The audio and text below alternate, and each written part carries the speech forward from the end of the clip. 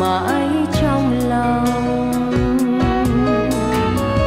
Quỳ dưới ngôi cao lòng thành con khấn nguyện, chọn kiếp yêu thương người lòng con đã chọn.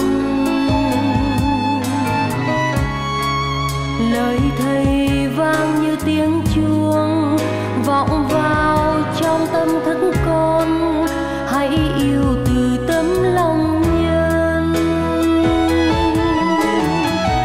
Bao nhiêu âu lo vướng mang ngày qua, nay nghe những câu thầy khuyên nhẹ nhàng qua đi ưu tư.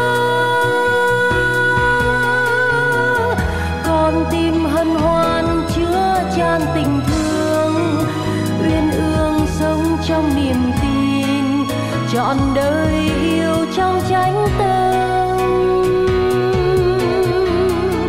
Lời chúc trăm năm đẹp đời thêm sáng đạo, dù trước hay sau diên lòng trong chánh niệm. Họ hàng hai bên mến thương, nguyện cầu cho đôi trẻ thơ sống trong vầng sáng hào quang.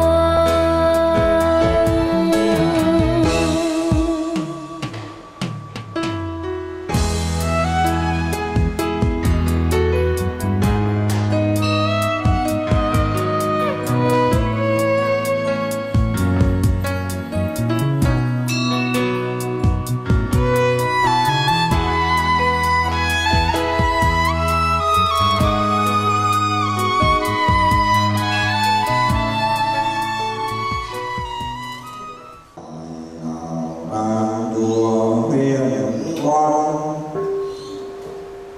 gia đình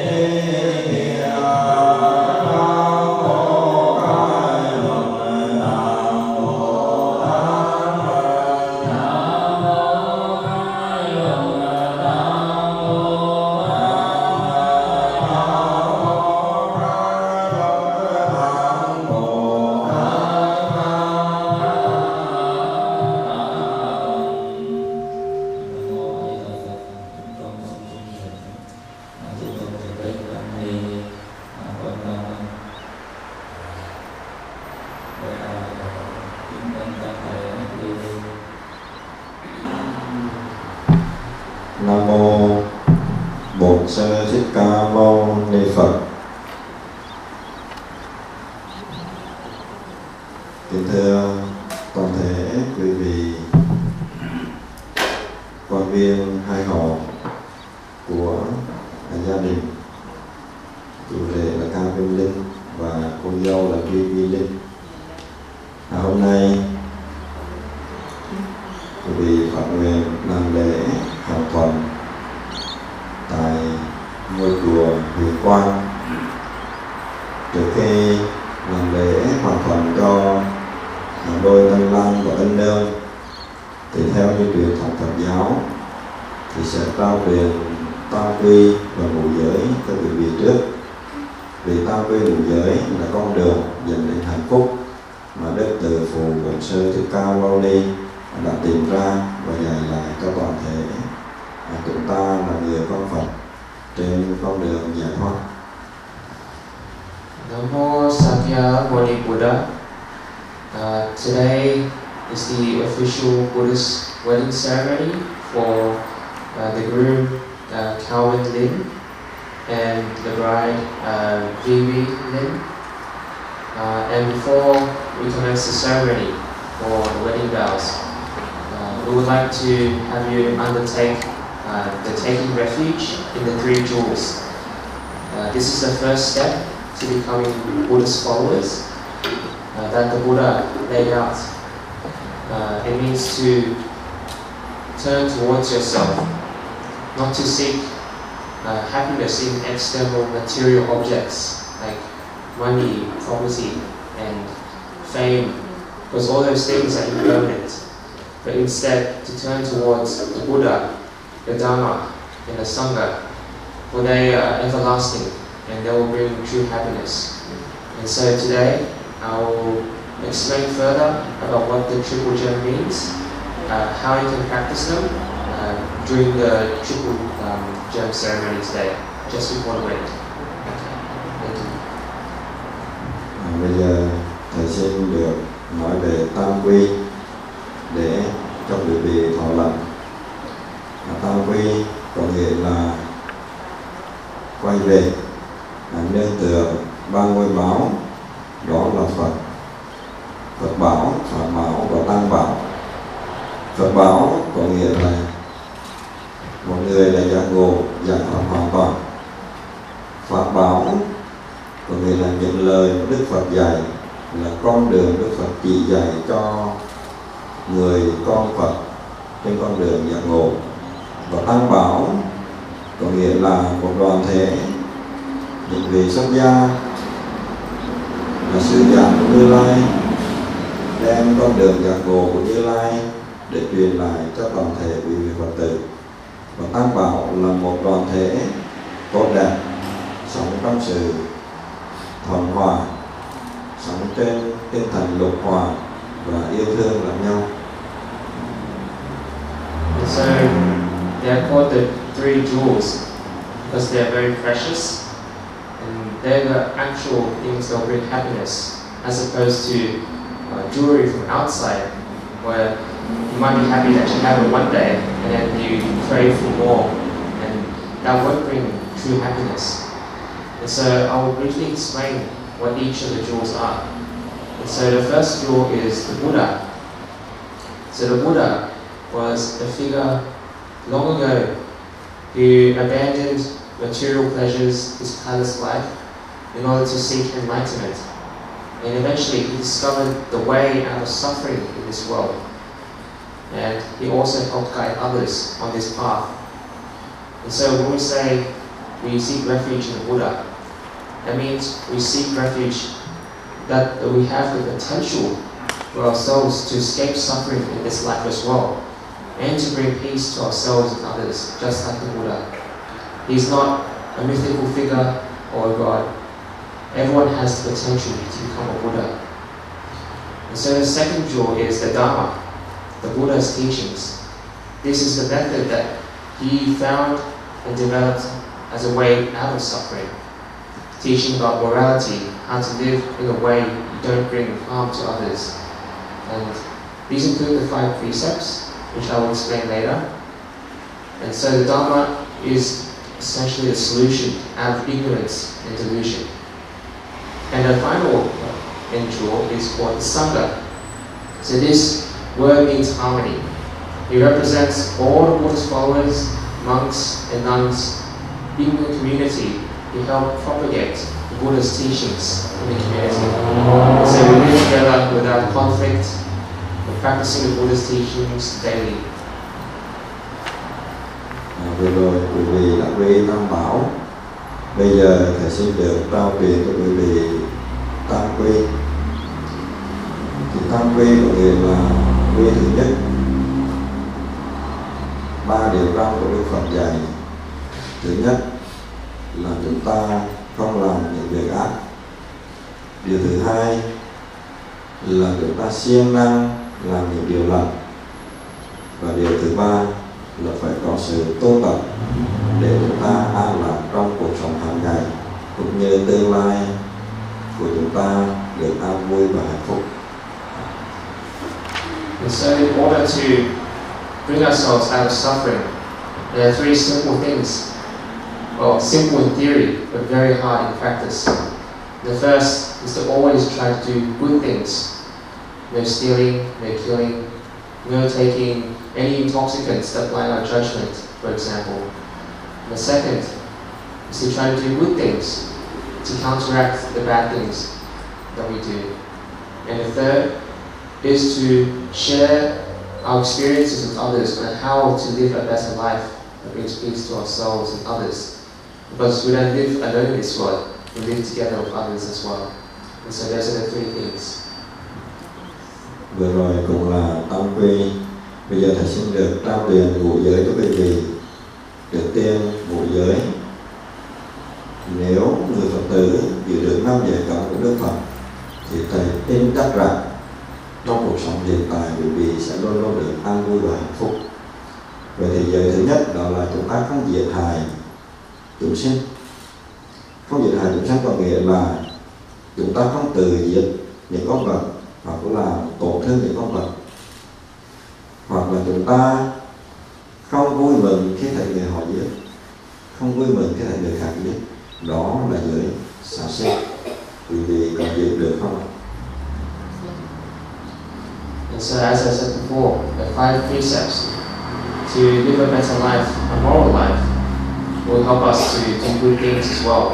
And so the first precept is not to take the life or kill sentient beings. So this includes yourself hurting someone or killing someone, an animal. Also not telling someone to kill for you. And lastly, not to take pleasure or joy in the act of killing or harming another person. Because that will only bring bad consequences in the future. And that is the first law. And so the Master said, will you be able to keep this precept? And if you can, just reply, I need a Phật, if you can keep the first precept. I need a Phật. Giới thứ hai đó là không trộm cắp. Không trộm cắp có nghĩa là đối với tất cả những vật quý báu của người khác, hoặc có thể những vật nhỏ như cây kim ngọn cỏ, nếu như người ta không có cho mình thì mình không được lấy. Vì chúng ta không lấy những cái vật không thuộc về mình thì đây là cái giới là không trộm cắp. Quý vị có giữ được không ạ? And the second precept is not to steal or to take things that don't belong to us without seeking permission from others first. And so, very simple. Not to always seek permission, asking, is this someone else's? If you're not sure if it belongs to someone or not, then it's better to be careful and not take it. So, will you be able to keep the second precept? No stealing. Giới thứ ba là giới không tà dâm. Thì đối với người Phật tử, không tà dâm có nghĩa là chúng ta sống ở cuộc đời thể tục thì có vợ có chồng. Thì không tà dâm có nghĩa rằng là chúng ta chỉ một vợ một chồng, không được gọi là quan hệ ngoài việc của vợ chồng này. Đấy là giới tà dâm. quý vị có giữ không ạ? And the third precept is to always strive to be pure and faithful to your partner. Always knowing that you can trust each other and not lying to each other, saying you love them in front of their face, but behind you're having a relationship with another person without their knowledge. So will you be able to keep this precept of purity and faithfulness? If you can, there you go. Giới thứ tư là giới không nói dối. Thì không nói dối có nghĩa là chúng ta không nói những lời không thật. Và cái thứ hai nữa là chúng ta không nói những lời thiên diệt. Có nghĩa là chuyện không chúng ta nói có, chuyện có mà chúng ta chuyện thành không. Và cái thứ ba là chúng ta không nói lời đối chiều, có nghĩa là đến người này nói chuyện người khác, và đến người khác để chúng ta nói chuyện người này, để gây mất gọi là đoàn kết. Và cái thứ tư là chúng ta không nói lời ác, không nói những cái lời ác để khiến người khác buồn, chỉ bản thân chúng ta cũng buồn. Đấy là cái giới thứ tư, là giới không nói dối. Quý vị có giữ được không ạ? And the fourth precept is to always be mindful of your speech. Right? How? First is to strive not to lie, not to say untruthful things. The second one is not to gossip, spreading false rumors about someone that aren't true, or you're not sure it's true without verifying first. The third one is not to create conflict out of thin air by going to this person, saying one thing about that person, and then going to that person, saying something about this person. It's a lie to both people in order to make them fight or break up, essentially.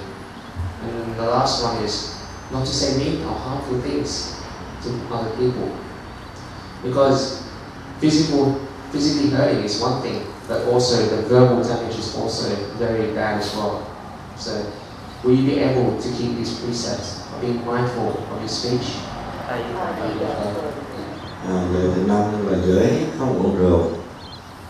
Giới không uống rượu là những vật gây ra gọi là mất đi vị trí, những thứ gây chất độc làm cho cơ thể chúng ta hủy hoại thì không được sử dụng. Vì rượu, bia làm cho chúng ta mất trí tuệ. Khi mất trí tuệ thì mọi việc chúng ta làm đều không theo sự suy nghĩ chính xác. Thì từ đó vợ chồng hay gia đình sẽ có bất hòa. Đó là giới thiệu. Thứ năm là giới không uống rượu. Đức Phật cấm đối với người xuất gia là tuyệt đối, nhưng với người Phật tử vì vì cuộc sống có việc làm có thể uống, nhưng với một mức độ có phép để giữ được lý trí. Vậy là giới thứ năm quý vị có giữ được không ạ? And the fifth and final precept is to refrain from openly taking too much intoxicants, such as alcohol or drugs that can easily blind your judgment. So, for example, if you drink too much wine or beer, it can easily make you break all the other precepts as well. You will lose that mindfulness. And so, as monks and nuns, it's 100% prohibited to take any intoxicants. But we understand as people in the world, they have business, social functions in the family, and so it's important to know your limit, to take maybe 1 or 2 drinks, but never to go over. And will you be able to keep this fifth and final precept? Bởi vì đã thọ trì tam quy ngũ giới, và chúng ta bây giờ Phật tử chúng ta phát nguyện rằng đã quy y Phật, chúng ta đời đời kiếp kiếp không quy y ngoài đạo và thành tiên thành của quy Phật. Quy Pháp, quý vị hãy nên phát nguyện đời đời kiếp kiếp không quy y ngoài đạo và tà giáo. Đã quy y Tăng, quý vị Phật tử chúng ta phát nguyện đời đời kiếp kiếp không quy y với thầy tà và đàn ác. Và quý vị đã phát nguyện quy y, bây giờ quý vị hãy đứng dậy lễ Phật, lễ tổ, lễ chư Đại Đức Tăng ba lạy để chứng minh cho sự quy y của toàn thể quý vị Phật tử. To finalize the ceremony, please stand up as we will pay our respects to the Buddha, the ancestors, and past monks and nuns. to officiate this ceremony. So 3 bows from standing into the ground, and then after each bow, stand back up again. So on the sound of the bell, please bow all the way to the ground. Yes.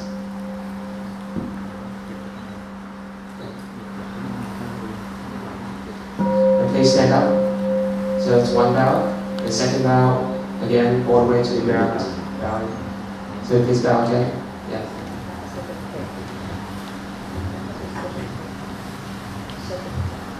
Please stand up. And last bow again.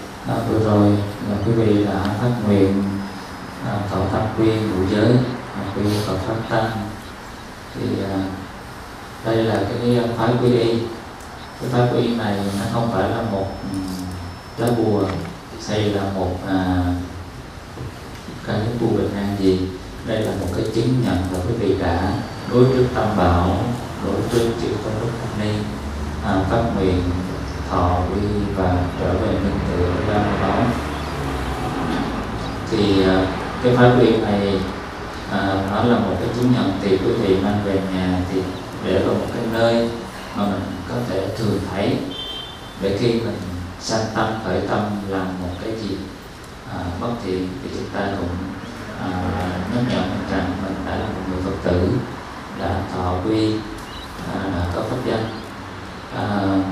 với Kevin Linh, pháp danh là Quang Tín.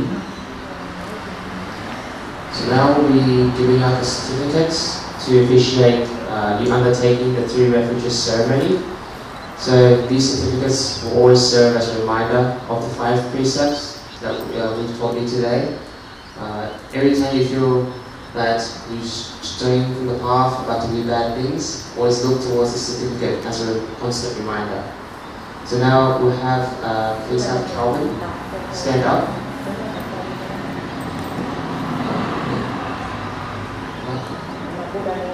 And your Buddha name is Quang Tín. Yes, from today on, this will be your Buddhist name. So Quang Tín. Yes. Và VyVy Huỳnh Linh, pháp danh là Huyền Nhung.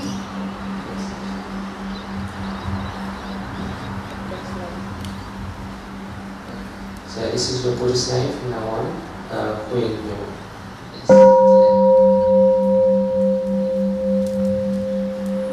Vừa rồi quý vị đã thọ tam quy ngũ giới, đã làm lễ quy y. Thì tiếp theo là lễ Hằng Thuận với Đơn Thanh Lan và Tân Đơn Kevin Linh và VyVy Huỳnh Linh. Trước tiên thì thầy xin giải thích cho quý vị về ý nghĩa của 2 chữ Hằng Thuận. Trước tiên thì xin mời quý vị lớn tuổi chúng ta có thể ngồi xuống. Chữ Hằng Thuận thì trong đó chữ Hằng là thường xuyên, là luôn luôn, và chữ Thuận đó là hòa thuận, là đồng thuận, là chúng ta luôn luôn hòa thuận với nhau, đồng thuận với nhau, hướng về những điều cao đẹp và tốt đẹp trong cái đời sống thứ đôi. Ý nghĩa của cái lễ Hằng Thuận giúp cho đôi vợ chồng trẻ ý thức được cái tầm quan trọng của hôn nhân, từ đó hướng đến cái việc xây dựng và giữ gìn cái cuộc sống gia đình hạnh phúc và êm ấm trong tương lai. Thì Hằng Thuận là một cái nghệ thuật sống hòa hợp và độ lượng. So before we begin the ceremony for you to officially become husband and wife, I'd like to explain a bit about the meaning of the title of today's ceremony, which is Hằng Thuận. So Hằng means constant and always, and Thuận means harmony. So today you'll be making a vow to be constantly harmonious and peaceful with each other. Ý nghĩa của cái lễ này là có tác dụng là hướng thiện, giúp cho đôi vợ chồng trẻ chúng ta nhường nhịn nhau trên một cái tinh thần là tương kính, hy sinh và trách nhiệm với nhau. Và dưới trong cái tinh thần đó là một cái tình yêu cao đẹp. Trong cái tình yêu này nó vắng mặt của sự tham, sân và si. Không có cái khái niệm là của anh, của tôi, mà ở đây tất cả đều là của chúng ta, để hướng đến một cái hôn nhân, xây dựng một cái gia đình êm ấm và hạnh phúc. So for constant harmony, we will have to abandon any notion that this is mine and that's yours. You have to always be willing to share with each other, to share in creating happiness and a happy family, removing any greed or hate or delusion at all, so you can fully trust each other and have no conflict. Because there will be times of conflict, and it's normal, but you must know how to listen to each other with open ears and open hearts, so that you can resolve it in a peaceful manner. Tuy nhiên, để cho cái chữ hằng thuận này nó thật sự có ý nghĩa, thì khi cả hai mong muốn hướng đến một cái cuộc sống viên mãn bên nhau, dựa trên một cái tình yêu thương, trách nhiệm và mục đích tất cả vì nhau, và để có thể xây dựng được hạnh phúc, hai vị phải cố gắng thực hiện được 5 điều sau đây. And so there are 5 practices for you to build hành, to build constant harmony with each other. So now the Venerable typically there will go through each of these principles, and I'll explain each one in turn. Điều thứ nhất là vợ chồng đến với nhau là do cái nhân duyên tạo tác, mà không do sự an bài. Do vậy hai người có khả năng chuyển hóa được những tâm hành xấu và đánh nuôi dưỡng những điều tốt đẹp. And so the first principle is that both husband and wife must have met together of your own volition and love for each other, not by any forceful arrangement or external force at all. And with that, you will be able to truly resolve any suffering, arguments and despair, and cultivate compassion and peace. And that's the first principle. Cố gắng thực tập cái hạnh lắng nghe nhau, nghe bằng tai nhưng lắng ở nơi lòng và xuất phát từ tâm của mình. Lòng phải lắng thì tai của chúng ta mới có thể nghe nhau và hòa hợp với nhau được. And so the second principle is you must practice listening to each other. And this is not just listening with ears, but to listen with an open heart as well. Only when you open your heart to that person, with any words that come in, you'll be able to listen carefully, work through it, and resolve any issues. So listen with open heart and mind. That's the second principle. Hạnh phúc đích thực là một sự hiến tặng mà không phải đòi hỏi ở người kia. Nghĩa là phải gieo hạnh phúc, gieo cái hạt giống hạnh phúc thì chúng ta mới có được cái hoa trái của sự hạnh phúc. Để cho cuộc hôn nhân của mình thật sự hạnh phúc, chúng ta phải cố gắng gieo trồng hạt giống hạnh phúc từ cả hai hướng với nhau. And the third principle is that true happiness is not given, but must be worked towards. It's the result of only hard work and labor. You must sow the seeds of happiness in order to reap the results of happiness for both of you. And so you must be strong in this path together. And remember, happiness doesn't come for free. And so that is the third principle. Cố gắng thực tập hiểu và thương. Khi không hiểu Mà thương nhau là chúng ta đang gây khổ cho nhau. Cho nên phải hiểu cho thật rộng, cho thật sâu, thì khi đó chúng ta mới có thể thương và yêu nhau thật sâu rộng. The fourth principle is to practice both understanding and loving as well. In Vietnamese is hiểu và thương, always going together. You don't just understand that person, that's only one level, but if you love them as well, then you can see deeper into the issue and be able to work through it together, rather than just a one-sided understanding, but with love as well, you can be open to the other person as well. So practice both understanding and loving at the same time. That's the fourth principle. Và cái điều cuối cùng nữa đó là thực tập cái hành nhẫn nhục. Nhẫn nhục là một chiếc chìa khóa giúp chúng ta xây dựng được một ngôi nhà hạnh phúc. Không phải ngẫu nhiên mà cô dâu chú rể chúng ta trao cho nhau một chiếc nhẫn vòng vàng và đeo trên cái ngón tay của mình.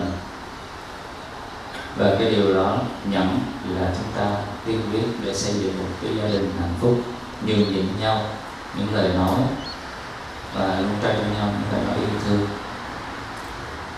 And last but not least, the fifth principle, and what might be the most important of all, is patience. Patience is the key to building happiness in your family.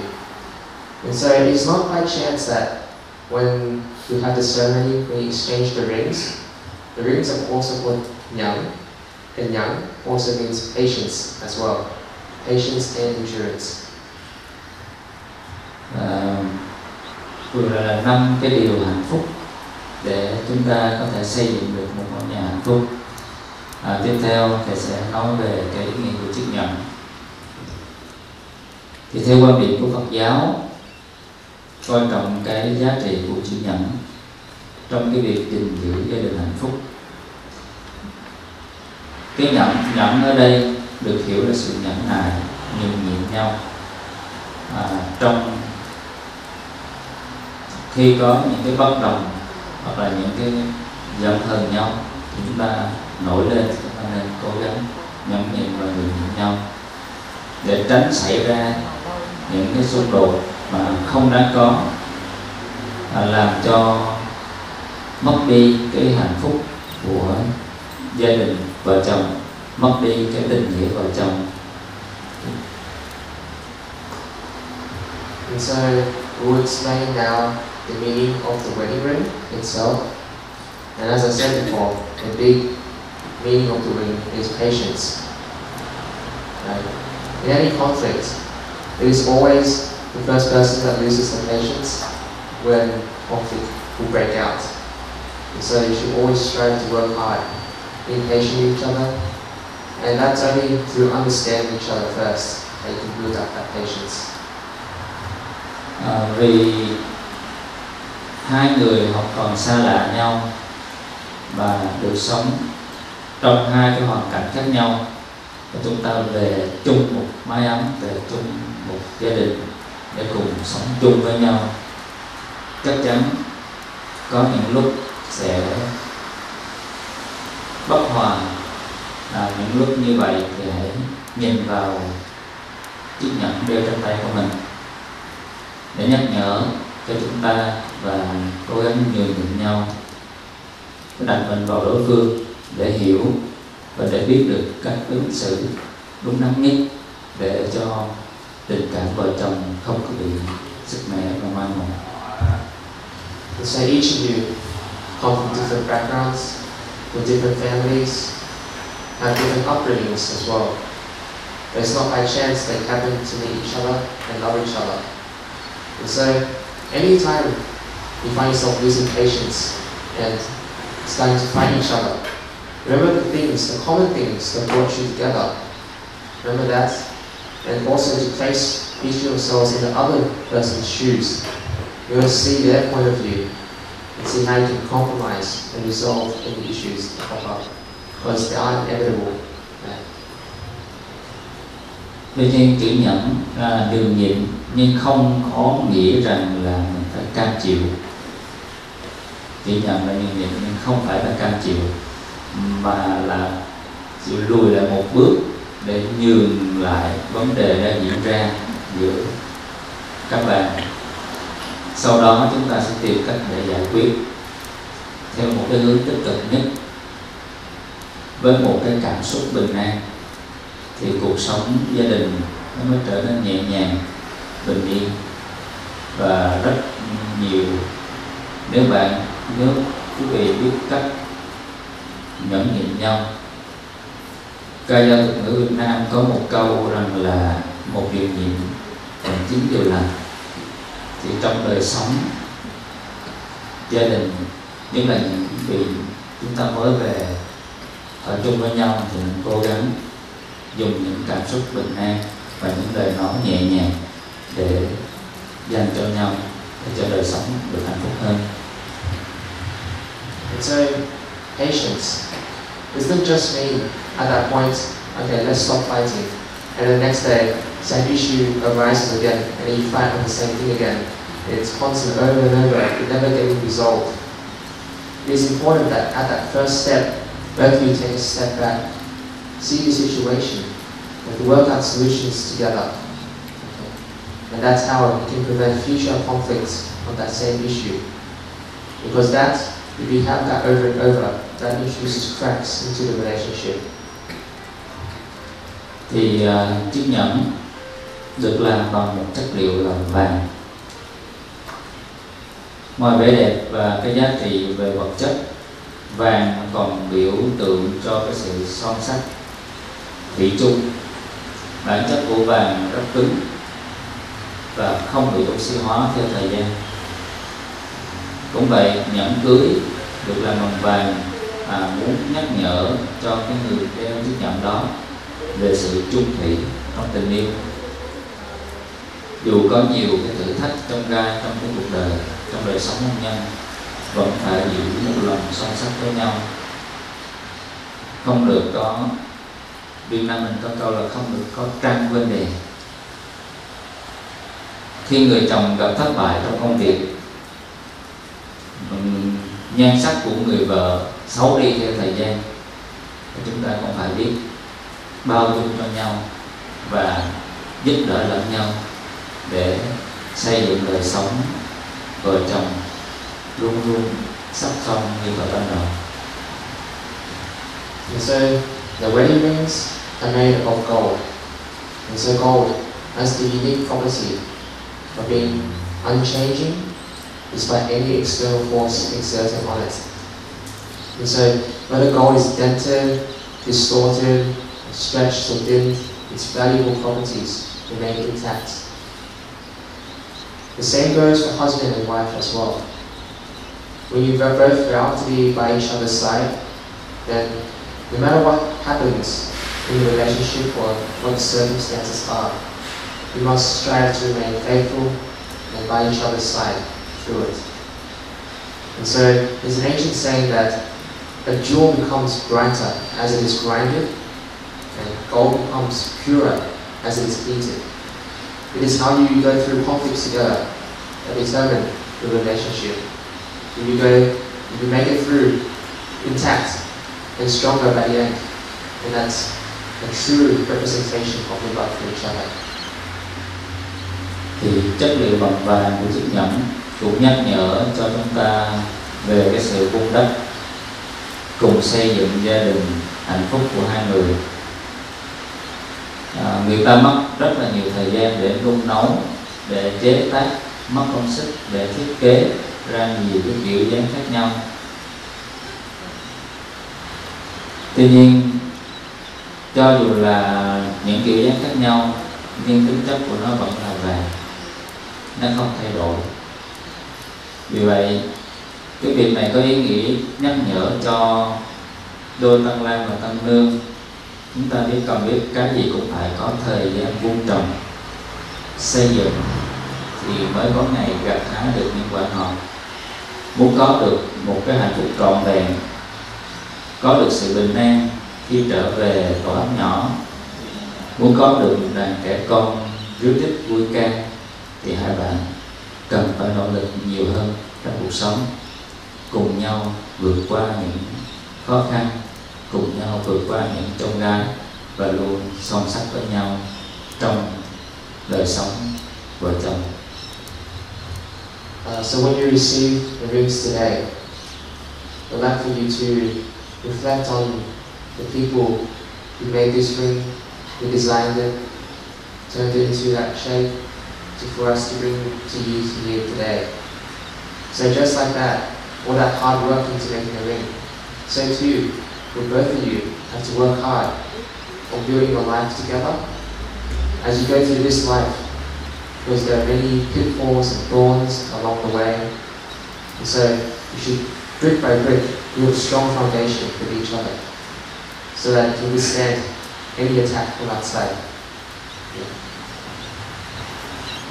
Vừa rồi là thầy đã giải thích cho quý vị về ý nghĩa của chữ Hằng Thuận và cái ý nghĩa của chiếc nhẫn. Tiếp theo là lời phát nguyện của cô dâu và chú rể. Xin mời đại đức các pháp hướng dẫn cho cô dâu và chú So rể. now please stand up as we prepare to have the husband and wife say the vows to each other.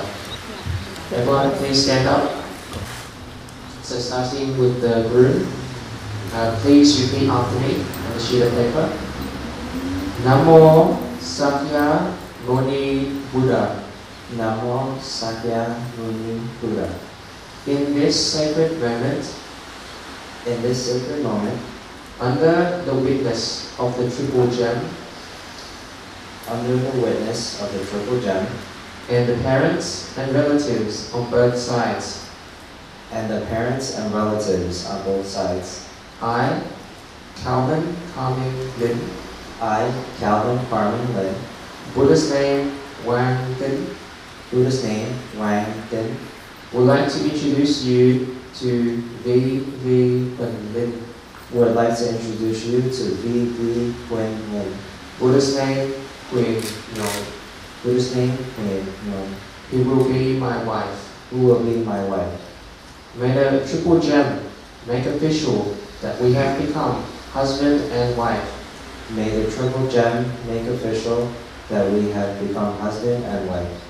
Now that we are husband and wife, I vow to uphold the 5 precepts.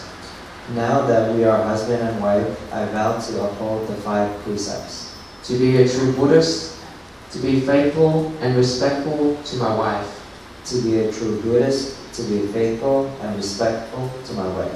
and to be understanding so that we can build a family together that is forever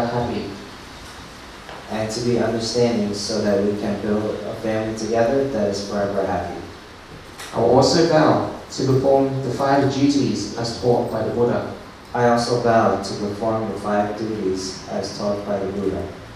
So first, when my wife leaves or returns home, I will always ask about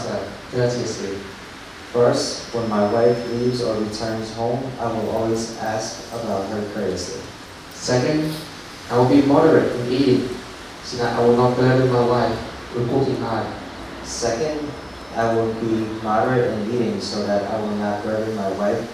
working hard. Third, if the family can afford it, I will buy necessary items for my wife. I will never be frugal with my wife.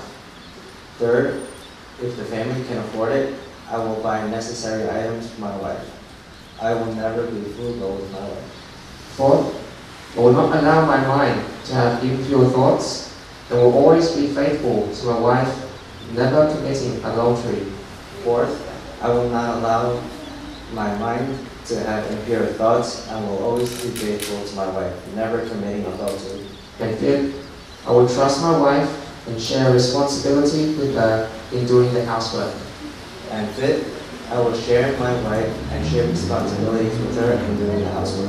Namo Amitabha Buddha.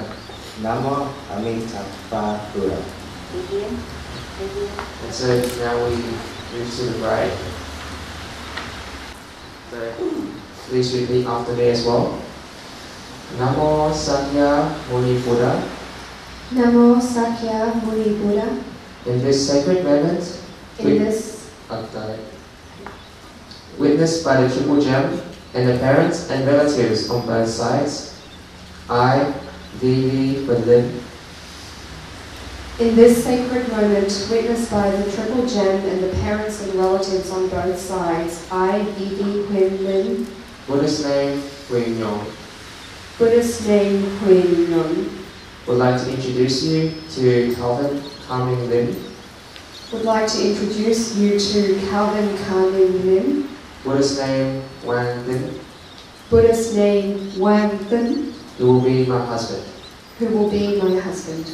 May the triple gem make official that we have become husband and wife. May the triple gem make official that we have become husband and wife. Now that we are husband and wife, I vow to uphold the 5 precepts. Now that we are husband and wife, I vow to uphold the 5 precepts. To be a true Buddhist, to be faithful and respectful to my husband. To be a true Buddhist, to be faithful and respectful to my husband. And to be understanding so that we can build a family together that is forever happy. And to be understanding so that we can build a family together that is forever happy. I also vow to perform the 5 duties as taught by the Buddha. I also vow to perform the 5 duties as taught by the Buddha. First, I will treat my husband with respect and courtesy so that we'll both be harmonious. First, I will treat my husband with respect and courtesy so that we will be harmonious. Second, when my husband is away, I will take care of the housework and be faithful to him. Second, when my husband is away, I will take care of the housework and be faithful to him. Third, I will remain chaste and not commit adultery. Third, I will remain chaste and not commit adultery. Fourth, you can skip the first line. When my husband is angry, I will not argue loudly and add to the discord, but I will wait for him to calm down before offering advice. Fourth, when my husband is angry, I will not argue loudly and add to the discord, but I will wait for my husband to calm down before offering advice. On the contrary, when my husband gives correct advice, I will listen and follow. On the contrary, when my husband gives correct advice, I will listen and follow.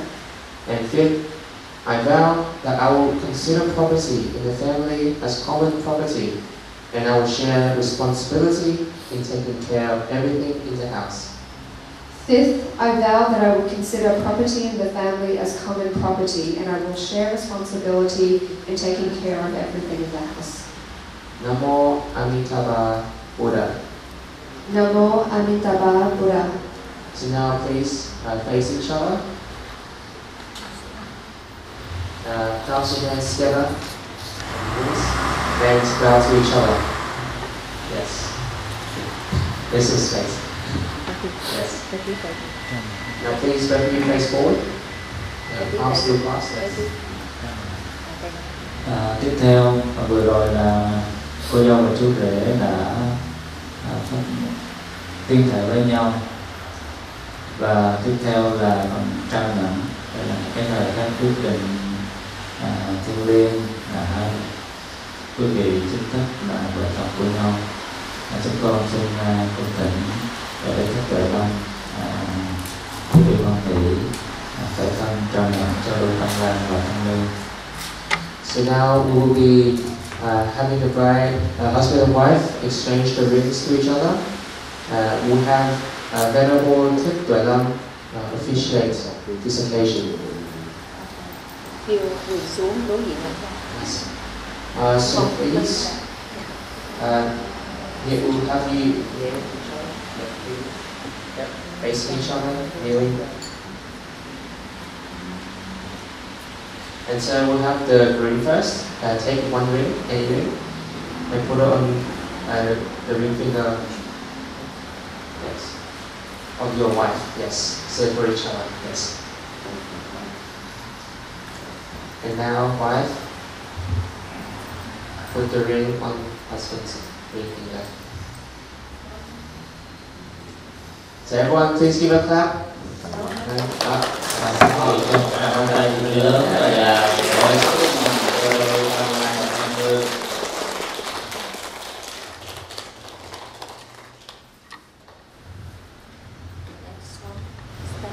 vị đã đang nhận cho nhau, đã trao cho nhau cuộc đời về sau này. Thầy đại diện cho chư tôn thầy Đức Tăng Ni kính chúc cho đôi tân lang tân nương không nói một năm hạnh phúc, nhưng mong rằng quý vị luôn luôn hạnh phúc với nhau để có một gia đình ấm no và hạnh phúc. A Di Đà Phật. From this moment on, we have you always remember this moment with each other. And so, the venerable monks and nuns and Buddhist followers of Huyền Quang Temple would like to congratulate you on this special occasion. Bây giờ là hai nhạc các bạn trong những lễ hoạt động đã được hoàn mãn. Tiếp theo là chúng ta cùng nhau thực hành tu niệm.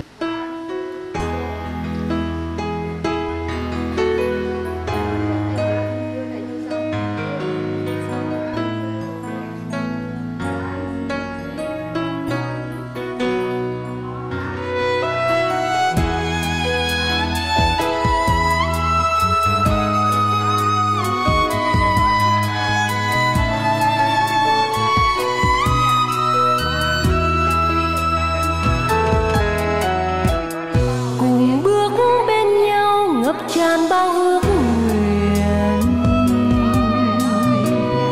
ngàn đóa hoa tươi ngát ngào nơi chánh điện.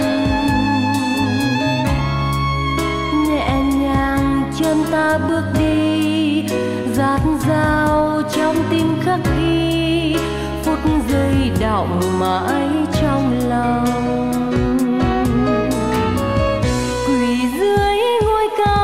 Thành con khấn nguyện, chọn kiếp yêu thương người lòng con đã chọn.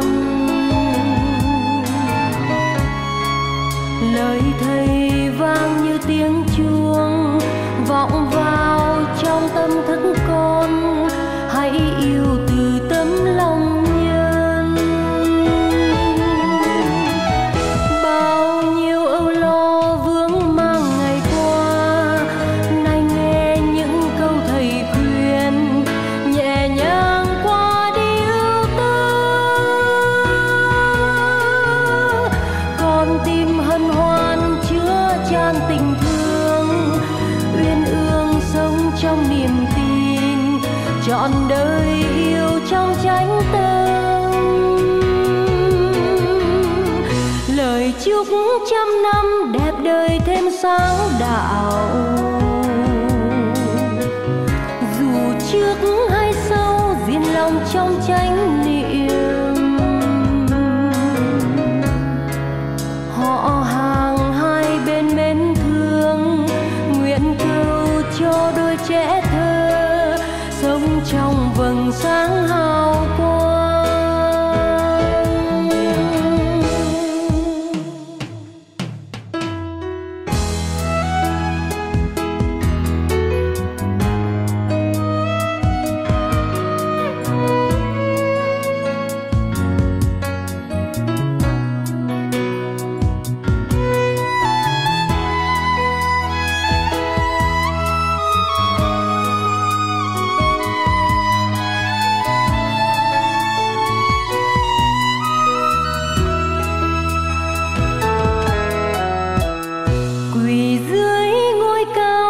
Thành con khấn nguyện, chọn kiếp yêu thương người lòng con đã chọn. Lời thầy vang như tiếng chuông vọng vào trong tâm thức con, hãy yêu từ tấm lòng nhân. Bao nhiêu âu lo vướng mang ngày qua, nay nghe những câu thầy khuyên, nhẹ nhàng qua đi ưu tư. Con tim hân hoan chứa chan tình thương, uyên ương sống trong niềm tin, trọn đời yêu trong chánh tâm. Lời chúc trăm năm đẹp đời thêm sáng đạo,